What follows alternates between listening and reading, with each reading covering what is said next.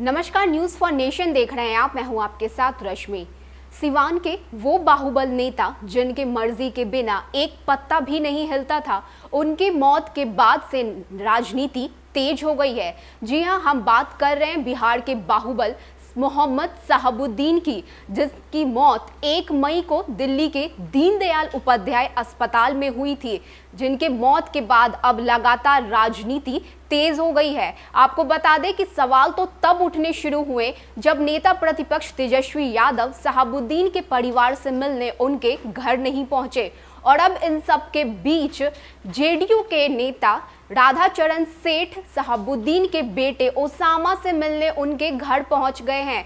आपको बता दें कि अब सवाल उठने लगे हैं कि क्या शहाबुद्दीन के बेटे ओसामा आरजेडी का दामन छोड़कर जेडीयू के दामन थाम लेंगे। शहाबुद्दीन की मौत को लेकर राजनीति जारी है। शहाबुद्दीन के बेटे ओसामा से मिलने हर दल के नेता पहुंच रहे हैं।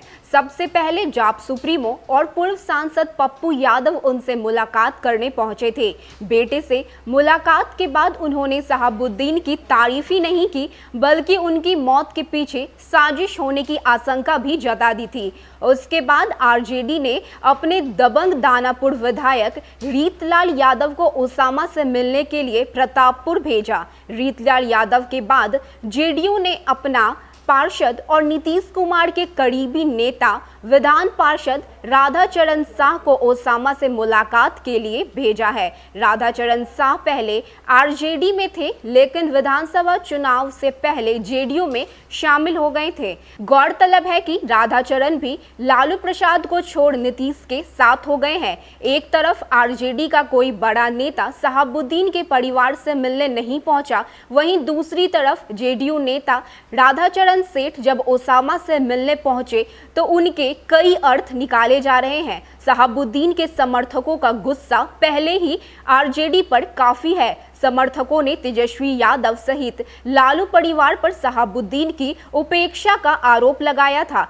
बिहार विधान परिषद के पूर्व उपसभापति सलीम परवेज ने तो आरजेडी से इस्तीफा ही दे दिया। उन्होंने आरोप लगाया कि 5 किलोमीटर के दायरे में रहने के बावजूद लालू परिवार का कोई सदस्य शहाबुद्दीन से मिलने या उनका हालचाल जानने अस्पताल नहीं आया। उनके अंतिम संस्कार तक में आरजेडी का कोई बड़ा नेता शामिल नहीं हुआ। जेडीयू नेता राधाचरण सेठ ने कहा कि उनका संबंध 30 से 35 वर्षों से शहाबुद्दीन से था।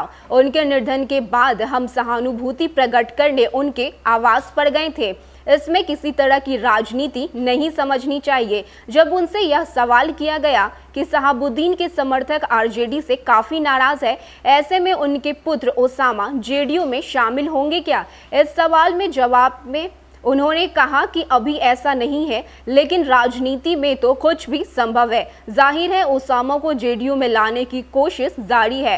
फैसला ओसामा को लेना है। तो जिस तरह से लगातार शहाबुद्दीन के मौत के बाद राजनीति तेज हो गई है, हर दल के नेता ओसामा और उनके परिवार से मिलने पहुंच रहे हैं और अपनी सहानुभूति जता रहे हैं। तो वहीं अगर विपक्ष की बात करें तो नेता प्रतिपक्ष तेजस्वी यादव अभी तक शहाबुद्दीन के परिवार से मिलने नहीं पहुंचे हैं। हालांकि तेजस्वी यादव ट्विटर पर ऐसी कई सारी बातें कह चुके हैं कि वे ओसामा के साथ हैं। पिछले दिनों तेज प्रताप ने भी कहा था कि ओसामा उनके छोटे भाई की तरह हैं।